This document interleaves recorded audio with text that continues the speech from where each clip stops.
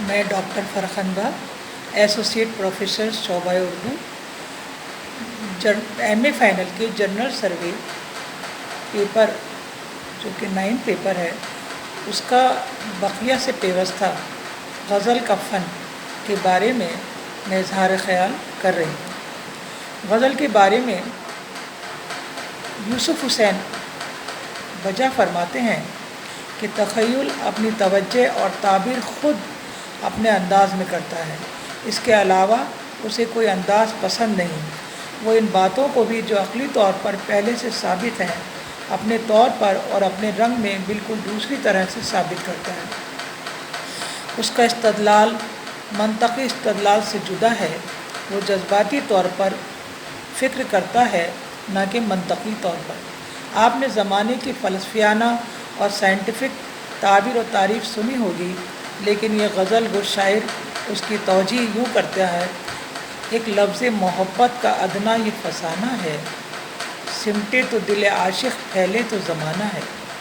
زمانے کا تجربہ ہمیں اپنی باطنی زندگی میں ہوتا ہے اور انسانی خودی یا دل حقیقت اشیاء کا پیمانہ اور معیار ٹھہرتا ہے۔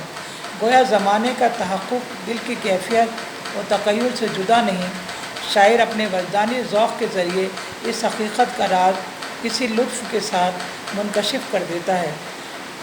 غنائیہ شاعری میں تخیل کی بلند پروازی کا عمل جاری رہتا ہے۔ اس میں تخیل اور تاثر کی خاص اہمیت ہے۔ تاثر کا انحصار شعر اور موسیقی کے خارجی اثرات پر ہوتا ہے۔ موسیقی کا نقطہ عروج اور ہم آہنگی تاثر کو شدید کرنے اور لاشعور میں چھپے ہوئے متعدد خیالوں کو ابھارنے اور یادوں کے تار چھیڑنے میں تعاون کرتا ہے۔ دنیا کے تمام فنون لطیفہ، خواہ وہ مصوری ہو، مجسمہ سازی ہو، موسیقی ہو، ان سب کے لیے خارجی اشیاء کی ضرورت پڑتی ہے، لیکن صرف غزل کی تخلیق میں شاعر اپنے تخیل سے اس کمی کو پورا کرتا ہے۔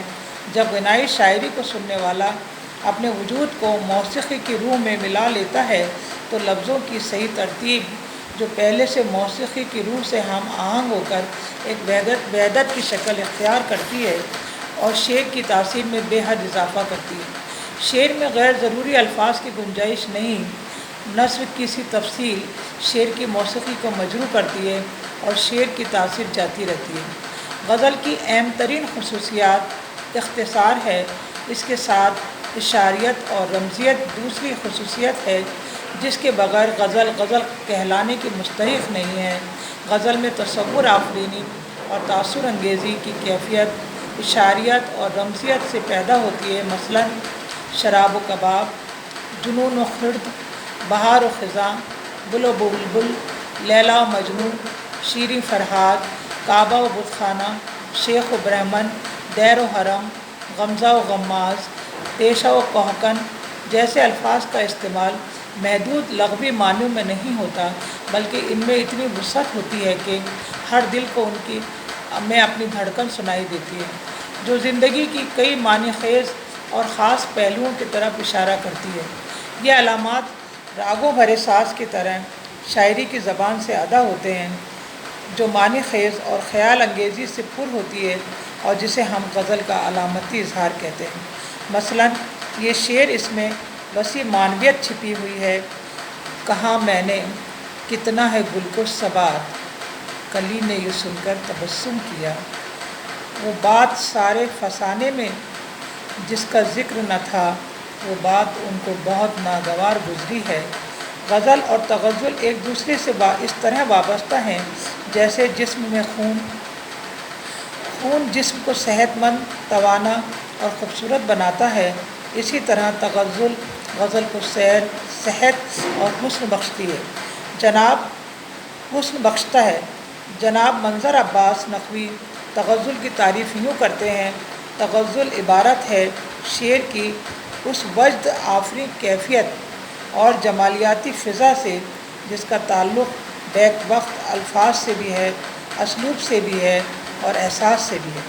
الفاظ کی خوش آہنگی، اسلوب کی ندرت اور تازگی اور احساس کی شدت جہاں بھی ہوگی، شعر میں تغزل پیدا ہو جائے گا۔ تغزل کا معیار و مفہوم ہر دور میں ہر شاعر کے یہاں بدلتا رہتا ہے۔ یہی وجہ ہے کہ ہر طرح کے مضامین و خیالات، مثلاً عشق و محبت، اخلاق و فلسفہ، تصوف، تہذیب و تمدن اور سیاست وغیرہ غزل کی زینت بن سکتے ہیں، بشرطے کہ اس کے پیرائے بیان، اسلوب کی ندرت، احساس کی تازگی، الفاظ کی خوش آہنگی موجود ہو۔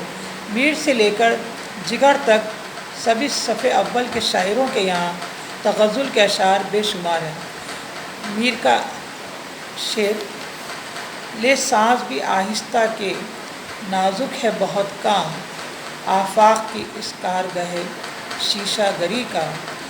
مومن کا ایک شعر ملاحظہ ہو: تم میرے پاس ہوتے ہو گویا جب کوئی دوسرا نہیں ہوتا۔ غالب کا ایک اور شعر ملاحظہ فرمائیں: دل سے تیری نگاہ جگر تک اتر گئی، دونوں کو ایک ادا میں رضامند کر گئی۔ حسرت کا ایک شعر: خرد کا نام جنوں پڑ گیا، جنوں کا خرد، جو چاہے آپ کا حسن کرشمہ ساز کرے۔ جگر کا ایک شعر ملاحظہ ہو: جان کر منجملہ آداب میں خانہ مجھے، مدت و رویا کریں گے جام و پیمانہ مجھے۔ تغزل کا سب سے بڑا محرک وہ احساس جمال ہے جو فطرت انسانی کے بنیادی تقاضوں میں شامل ہے۔ بقول ابوالکلام آزاد، حسن آواز میں ہو یا چہرے میں، تاج محل میں ہو یا نشاط باغ میں، حسن ہے، اور حسن اپنا فطری مطالبہ رکھتا ہے۔ بظاہر حسن میں حسن نسوانی سب سے زیادہ مرکز توجہ رہا ہے، چنانچہ محبوب کے حسن کا جہاں جہاں خوبصورت انداز میں تذکرہ ہوا ہے وہاں کیف و مستی پیدا ہو گئی ہے۔ یہی فضا شاعری میں تغزل ہے۔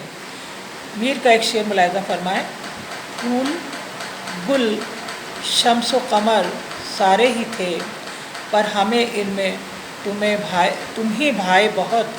غالب: جب تک نہ دیکھا تھا قد یار کا عالم، میں معتقد فتنہ محشر نہ ہوا تھا۔ مومن: اس غیرت ناہید کی ہر تان ہے دیپک، شعلہ سا لپک جائے ہے آواز تو دیکھو۔